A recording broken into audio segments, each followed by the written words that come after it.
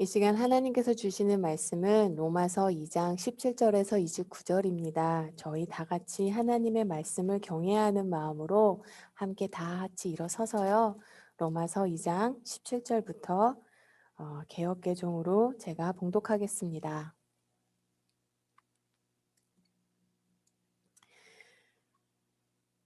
유대인이라 불리는 내가 율법을 의지하며 하나님을 자랑하며 율법의 교훈을 받아 하나님의 뜻을 알고 지극히 선한 것을 분간하며 맹인의 길을 인도하는 자요 어둠에 있는 자의 빛이요 율법에 있는 지식과 진리의 모본을 가진 자로서 어리석은 자의 교사요 어린아이의 선생이라고 스스로 믿으니 그러면 다른 사람을 가르치는 내가 내 자신은 가르치지 아니하느냐 도둑질하지 말라 선포하는 내가 도둑질하느냐 간음하지 말라 말하는 내가 간음하느냐 우상을 가증히 여기는 내가 신전 물건을 도둑질하느냐 율법을 사랑하는 내가 율법을 범함으로 하나님을 욕되게 하느냐 기록된 바와 같이 하나님의 이름이 너희 때문에 이방인 중에서 모독을 받는도다.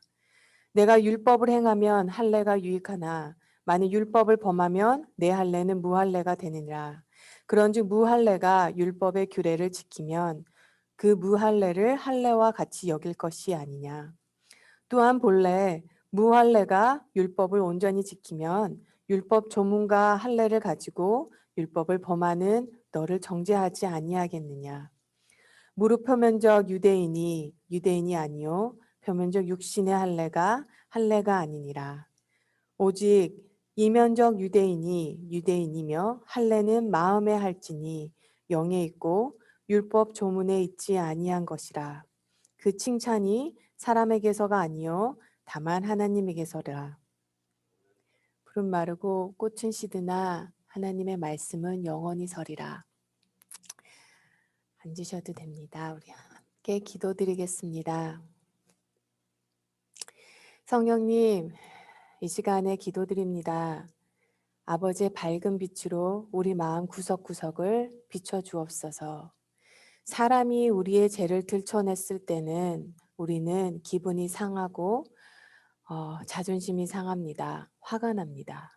그러나 성령님께서 우리의 가슴 깊은 곳에 어둠과 쓰레기와 지저분한 것을 들춰내셨을 때는 하나님께서는 죄인을 의인으로 만드는 창조의 사랑으로 우리를 비춰주심에 아버지 그 밝은 빛에 우리의 어두운 부분이 드러나사 하나님 회복되고 주님 앞에 다시 쓰는 아름다운 모습으로 다시 쓰는 그런 시간 되게 인도하여 주옵소서.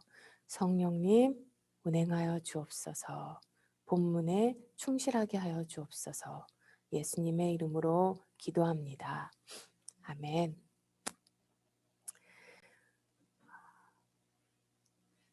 항상 설교를 준비할 때마다요. 왜 이렇게 본문 말씀이 어려울까요? 오늘 말씀은 더 어려웠어요. 왜냐면요. 사도 바울이 지금 1장부터 2장까지 쭉 하는 말이 결국은요. 이방인들도 죄인이고 그러니까 이방인 크리스찬들도 죄인이고 유대인 크리스찬 율법을 너무나 잘하는 그리고 신앙생활도 교회 생활도 너무나 열심히 하는 너희들도 똑같은 죄인이라고 모두 다 죄 아래에 있다는 것을 사실 1장 2장에서 말하고요. 3장에 가서야 결국 복음이 나옵니다. 그러니까 지금 저희가 되게 어두운 터널을 지나고 있는 상황이에요. 사도행전 2장 10절에 의하면요. 오순절에 로마에서 예루살렘에 많은 사람들이 모였습니다. 거기 온 유대인들이 복음을 듣고 다시 돌아가 로마에서 복음을 전파하기 시작합니다. 아직까지 베드로는 로마에 가지 않았어요. 그래서 이런 사람들로 로마에서 가정교회가 시작이 된 것입니다. 그렇게 세워진 교회들이요.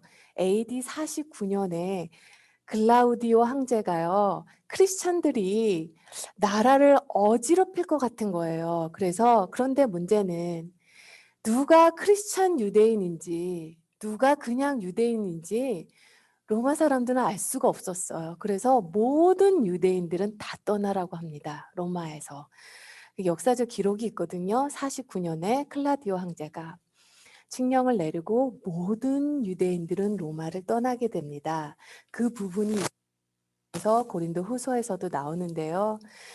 그래서 6년이라는 세월이 지납니다. 자, 로마예요. 유대인들이 다 빠졌어요. 그리고 로마 가정교회에 이제 6년이란 세월이 지납니다. 하나님은 일하시는 것을 멈추지 않으셨어요. 6년이라는 세월 동안 많은 이방인들이 복음을 듣고 이방인 크리스찬이 되는 거예요. 6년이란 세월이 지나 이제 유대인 크리스찬들이 글라디우스 황제가 죽고 나서 다시 교회로 돌아옵니다. 교회를 돌아오는데요. 교회가 이방인 크리스찬들을 꽉 차 있는 거죠. 굴러온 돌이 박혀 있는 돌을 빼낸 상황이 된 거예요. 지금 교회가. 그런데 율법을 모르는 이방인 크리스찬들의 예배 방식이나 신앙생활의 모습은 율법을 잘 알고 있던 유대인 크리스찬들하고 다를 수밖에 없었어요. 그러다 보니 이 두 그룹 사이에, 즉 율법주의 크리스찬들과 유대인 크리스찬들과 복음주의 이방인 크리스찬들이 이 두 그룹 사이에 텐션이 있었습니다.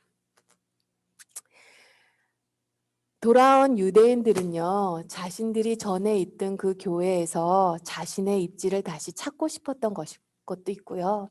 너무나 달라진 교회의 모습이 너무 불편했을 거예요. 이것은 아니다 이거죠. 그러다 보니 자꾸 가리키려고 했던 것 같아요. 이것은 그렇게 하는 게 아니다. 저것도 아니다. 하나님의 뜻은 그런 게 아니야. 네가 알아봤자 얼마나 알아. 알아도 우리가 더 잘 알지. 우리는 율법이 있는데. 우리는 하나님과의 그 오랜 시간에 지난 세월이 있는데. 사실 겉으로 보면요.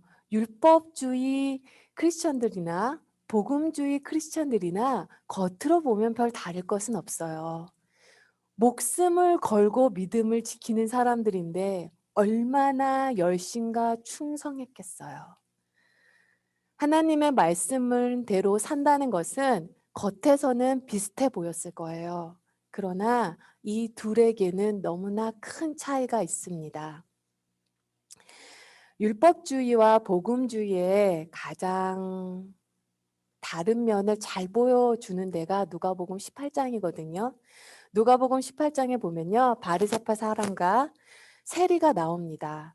두 사람이 기도하러 성전을 갔는데 바리새파 사람은 서서 혼자서 기도하기를 하나님 감사합니다. 나는 남의 것을 빼앗은 자나 불의한 자나 간음하는 자와 같은 다른 사람들과 같지 않으며 더구나 이 세리와는 같지 않습니다. 나는 일에 2번씩 금식하고 내 모든 소득의 11조를 바칩니다. 이렇게 기도를 했어요. 이것이 율법주의 정신입니다. 율법주의자들도 감사하다고 말을 합니다. 감사합니다. 감사한다고 말하는 것은 옳은 것이에요. 예수님도 감사하라고 말씀하셨습니다. 그러나 입술로는 감사하다고 말을 하지만 그 심령 안에는 감격이 없어요. 감사함에 감격이 없습니다. 하나님의 은혜에 대한 감격도 없고 보살핌에 대한 감격도 없어요. 자신의 행위가 아닌 은혜로 구원받았던 사실에 감격하고 있지 않습니다. 율법주의를 간단하게 정의를 내리자면요. 성경에는 율법주의라는 단어가 나오지 않습니다. 한 번도. 그래서 율법주의를 정의를 내리다 보면요. 그 마음이 어디에서 나오는 마음인가를 봐야 되거든요. 율법주의는요.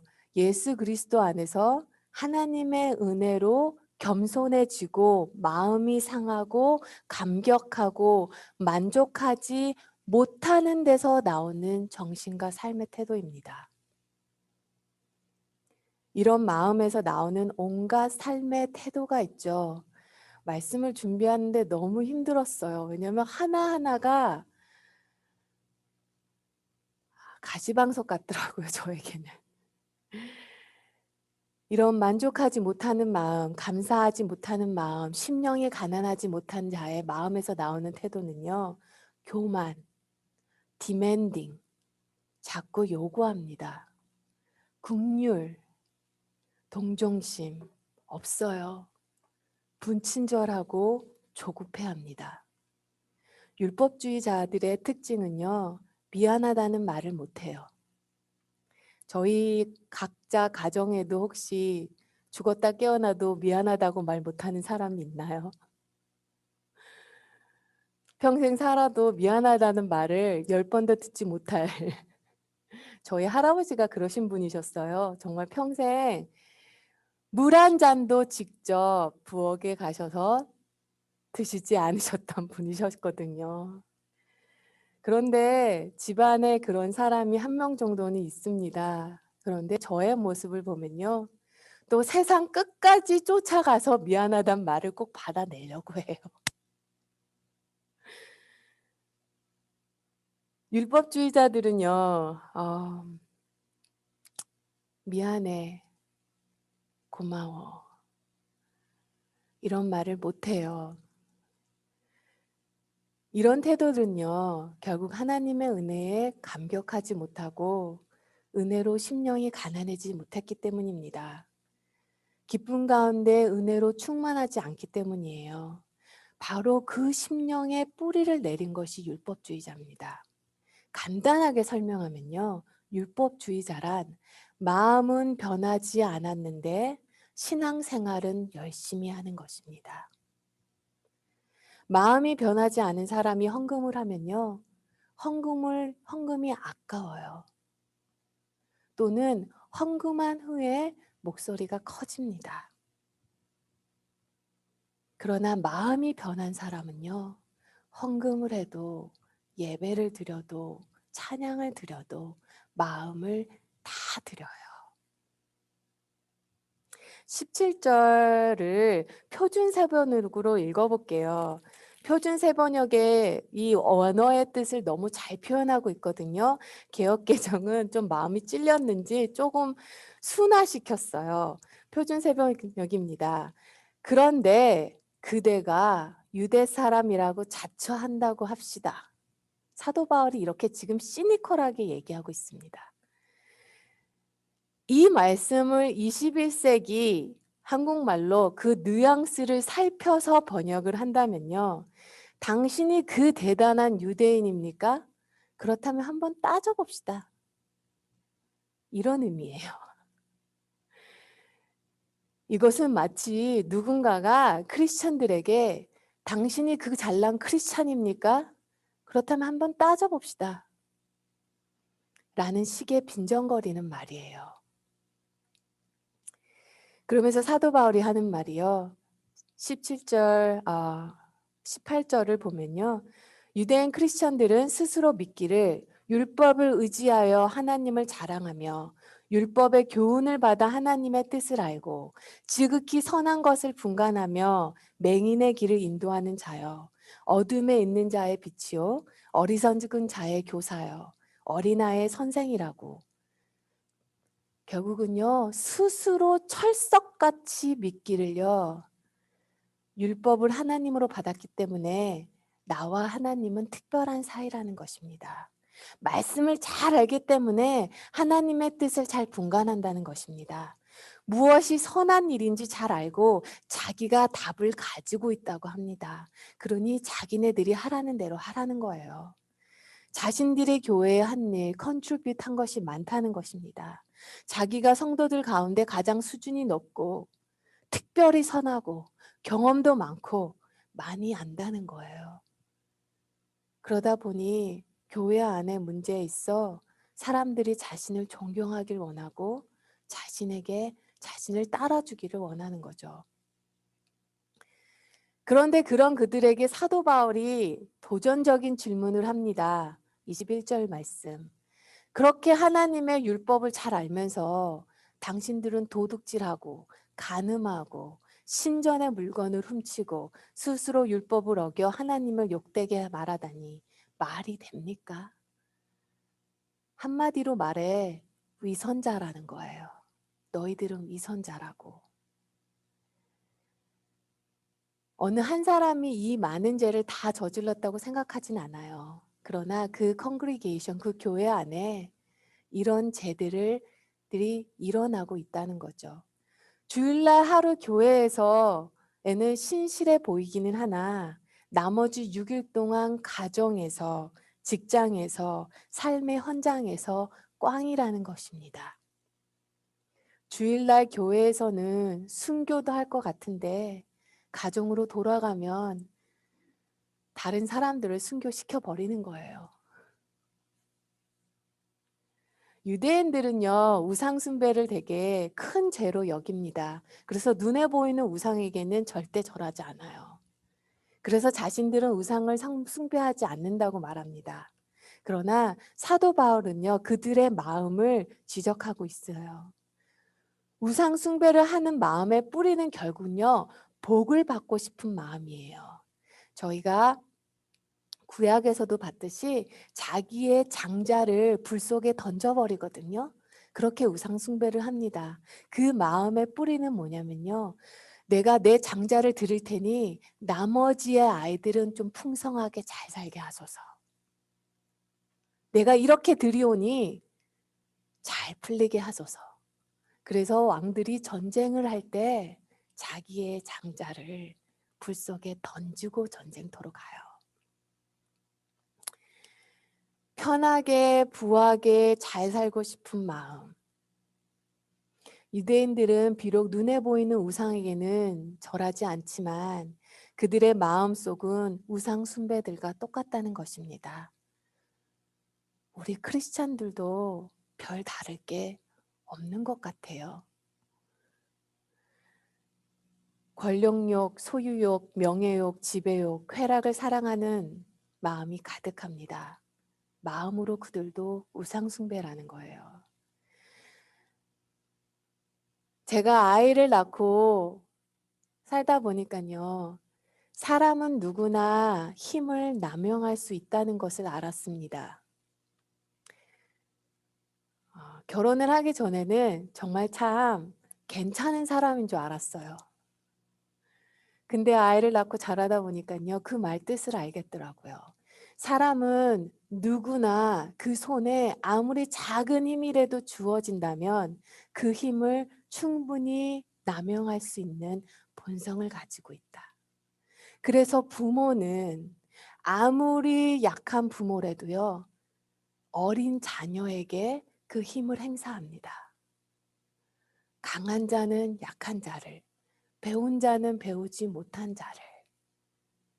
그 아무리 작은 힘이라도요. 주어지면 남용할 수 있는 게 인간의 타락한 본성이라는 거예요.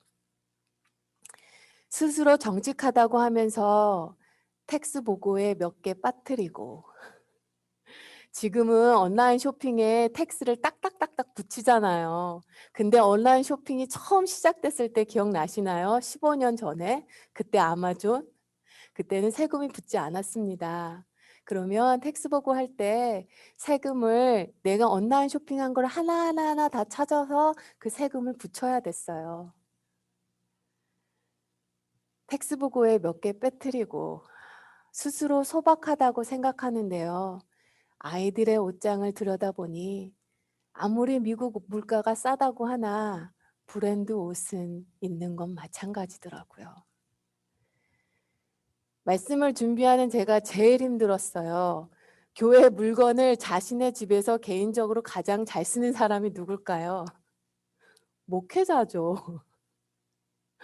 집에 있는 물건이 교회에 많이 오기도 하기도 하지만 교회 물건 개인적으로 가장 많이 쓸 수 있는 사람이 결국은 교회의 지도자들이에요. 개인적인 일을 가지고 회사의 물품이나 회사의 프린터를 사용하는 것. 나에게는 공짜긴 하지만 누군가는 그 대가를 지불하고 있다는 거거든요. 그것을 교회 다니지 않는 직장 동료가 본다면 그것을 보고 뭐라고 하겠어요?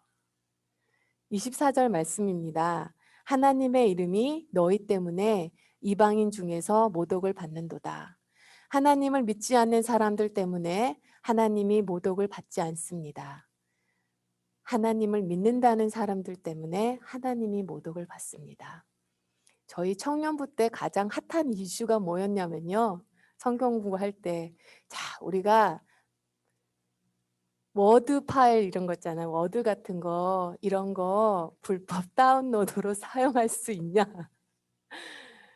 돈 주고 사려면 100불이 넘는데, 이거 그냥 다운해서 워드 프로그램 써도 되는데, 하는 그런 많은 얘기들이 나왔어요. 나중에 학교 측에서 이 문제를 해결해 주셨습니다. 그냥 어느 정도 비용을 내면 다 받게 만들어줬죠. 너무나 감사해요. 시험에 들지 않게 하게 해주셔서.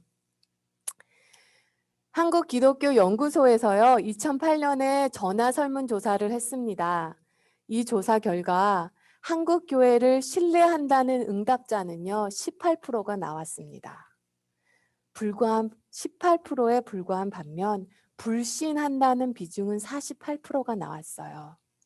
또 개신교들의 말과 행동에 믿음이 간다는 쪽은 14%, 그렇지 않다는 쪽이 3.5배 달하는 50%가 넘었습니다. 2명 중에 1명은 개신교 사람들을 신뢰하지 않는다는 거예요. 그들이 하는 말을 믿지 않는다는 것입니다. 신뢰도의 조사 결과가요, 카톨릭이 가장 높았습니다. 35%. 그래도 신뢰한다는 거예요, 카톨릭은. 불교 사찰 31%입니다. 개신교 18%로 가장 낮아요. 이것이 2008년 설문조사입니다. 코로나 시대 전의 때예요. 코로나 시대로 인하여 교회가 얼마나 많이 매력을 잃어버렸습니까? 지금 설문조사를 한다면 너무너무 무서운 조사 결과가 나올 것 같아요. 이 조사에서 물었다고 합니다. 한국 교회의 신뢰도를 회복하기 위해서 무엇이 바뀌어야 하는 겁니까? 바뀌어야 할까요? 하는 질문에 42%가 대답하기를 교인과 교회 지도자들의 언행 일치,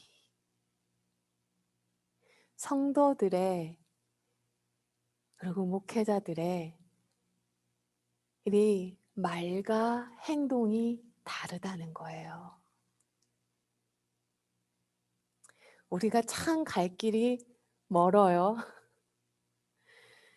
25절, 26절 말씀입니다. 내가 율법을 행하며 할례가 유익하나 만일 율법을 범하면 내 할례는 무할례가 되니라. 그런즉 무할례가 율법의 규례를 지키면 그 무할례를 할례와 같이 여길 것이 아니냐. 이 말은요, 유대인들에게 엄청난 충격인 거예요. 율법을 다 지키면서 할례를 받았다면 할례가 유익하지만 할례를 받지 않았는데 율법을 지키지 않는다면 할례가 무슨 소용이, 할례를 받았는데 율법을 지키지 않는다면 할례 받은 게 소용이 없다는 거죠. 이것이 침례교단이 믿고 있는 것 중에 하나이기도 합니다.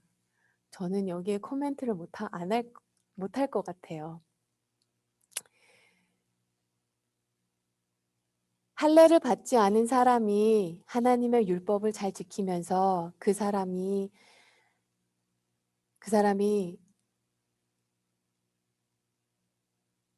할례를 받지 않은 사람이 하나님의 율법을 잘 지키면 그 사람은 할례를 받은 사람이라는 것입니다. 마찬가지라는 거예요. 그러나 할례를 받지 않았지만 하나님이 보여주신 예수 그리스도 십자가의 사랑으로 마음이 변화를 받아 새 삶을 사는 사람이 진짜 하나님의 백성이라는 것입니다. 아주 옛날도 아니죠. 몇 년 전에 한국의 대형 교회 한 목사님께서 설교 시간에 이런 말씀을 하셨죠. 대한민국의 성도들의 95%는 다 가짜다.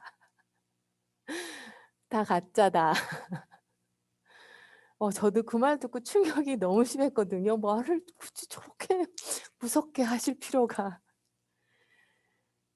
목사 안수 받았다고, 장로 안수 받았다고 자랑하지 말라는 거예요. 목사 안수 받고도, 장로 안수 받고도 삶의 모습은 다른 사람이 보고 있다고 생각하지 않을 때는 평신도보다도 못한 삶을 살 수 있다는 겁니다. 그러니 사도 바울이 말합니다. 성령으로 마음에 받은 참 할례입니다. 하나님의 십자가의 사랑을 정면으로 마주한 자, 예수 그리스도의 십자가의 복음을 정면으로 마주친 자는 마음의 할례를 받습니다. 예수님을 인격적으로 만난 사람은 마음의 할례를 받습니다. 십자가 복음은 우리를 감사와 사랑으로 살게 합니다. 성경은 이 마음을 부드러운 마음이라고 했어요. 에스겔 36장 말씀입니다. 또 새 영을 너희 속에 두고 새 마음을 너희에게 주되 너희 육신에서 굳은 마음을 제거하고 부드러운 마음을 줄 것이며 또 내 영을 너희 속에 두어 너희로 내 율례를 행하게 하리니 너희가 내 규례를 지켜 행할지라. 하나님의 은혜를 경험하면 바뀌는 게 두 가지가 있다고 하죠. 바로 눈빛과 말투라고 합니다.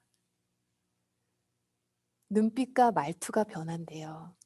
은혜를 경험하면 바뀐다는 거죠. 왜냐하면 기쁨이 있고 감사가 있고 사랑이 넘치는 사람의 얼굴이 권위적이고 딱딱할 수가 없기 때문이라는 거예요. 율법주의의 한계가 뭐냐면요. 율법주의는 죄 짓고 싶지 않은 마음으로 변화시키지 못한다는 거예요. 죄 짓고 싶지 않은 마음으로 변화를 시키지 못하는데 우리 안에 죄성은 있으니 죄를 더 잘 숨기게 하는 거죠. 어린아이와 어른의 큰 차이가 어린아이는 죄를 숨기질 못하고 어른들은 죄를 잘 숨긴다고 하죠. 죄는 숨기는 것으로 해결되는 것이 아니라 하나님의 밝은 빛으로 비춰져야 돼요. 사람이 나무란다고 죄가 사라지지 않습니다. 야단치고 다그치고 비판하고 고발하고 화를 낸다고 사람이 변화되지 않는다는 거예요. 교회 생활을 지난 시간을 돌이켜보면요. 저를 변화시키고 저를 다듬어 주신 분들은 교회에서 막 화를 내시고 소리를 지르시고 교회를 어떻게 잘해 보시겠다고 막 하시는 분들이 아니라 더운 여름날 교회 지붕에 올라가 지붕을 고치시고 연약한 자매들 찾아가 본인은 주유소에서 1불짜리 물 한 병도 안 사시는 권사님이신데 그 1불이 아까워. 마음 상한 자매 불러 마음 상할 땐 많이 먹어야 된다고 갈비와 냉면에 사주시면서 다 지나간다고. 그랬던 분들이 나를 변화시키고 나를 다듬어 주셨던 것 같아요. 그런 분들이 교회를 변화시키고 사람을 변화시키는 것 같습니다.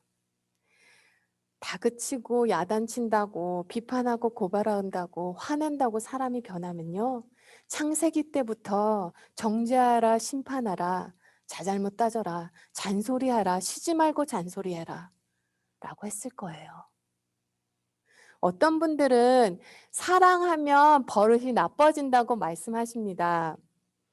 그런데요. 사랑하기 때문에 사람이 나빠지지 않아요. 사랑을 줬다 안 줬다 하니까 나빠지는 거예요.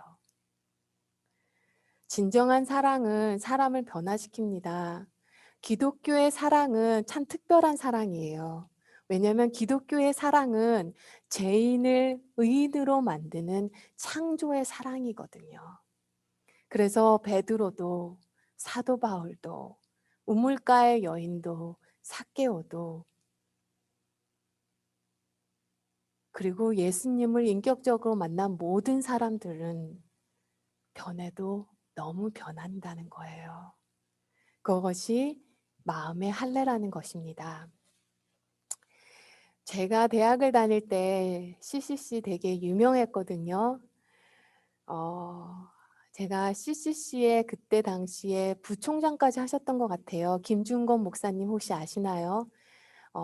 그분의 글을 소개하는 걸로 설교를 마무리하려고 합니다. 김준건 사실 박사님이셨죠. 그다음 목사님이 되셨는데 아들이 초등학교 때 교회를 다니면서 예수님을 영접했습니다. 잘 아실 거네요, 아마. 그런데 아들이 아빠 그렇게 교회 가자. 예수님 믿자. 예수님 믿자 했는데 아빠가 바빠. 나중에 좀 시간 되면 여유 되면 같이 가자. 그러고 나서 아들이 초등학교 때 교통사고로 죽어요. 그러고 나서 그 아이의 방을 정리하는데 그 아들의 일기장을 발견합니다. 일기장에 아들이 쓴 마지막 글이 있었어요. 하나님, 우리 아빠 예수님 믿게 해주세요. 만일 내가 죽어야 한다면 내 생명을 가져가시더라도 우리 아빠는 꼭 예수님 믿게 해주세요. 그 일기를 읽고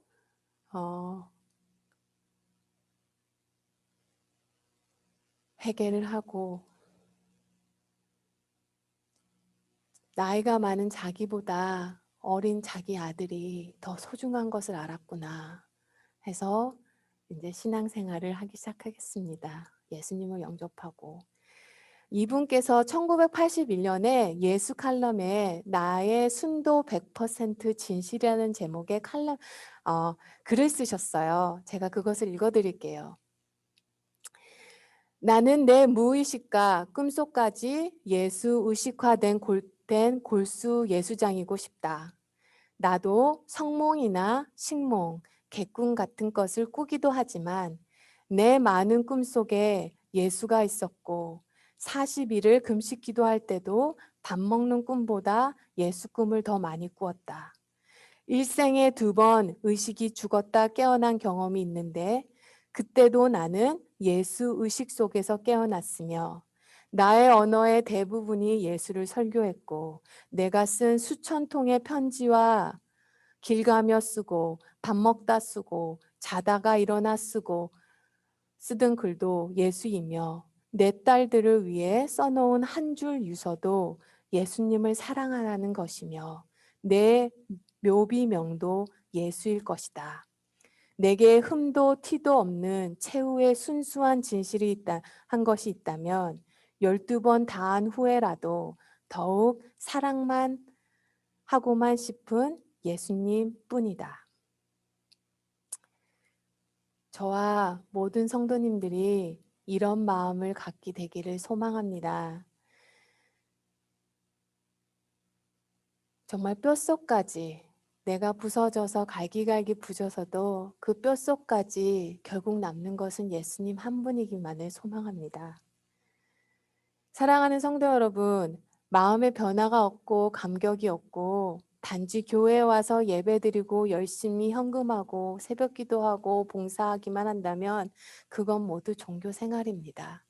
그런 생활은 아무도 변화시킬 수 없다는 것을 알았어요. 중요한 것은 마음이 변화했는가? 중요한 것은 나의 나머지 6일 동안의 생활이 얼마나 크리스천의 모습으로 살아가고 있는가? 나머지 6일 동안의 삶이 모습이 진정 크리스천인 사람이 진정으로 예수님을 만난 사람입니다. 이 시간 함께 기도했으면 좋겠어요.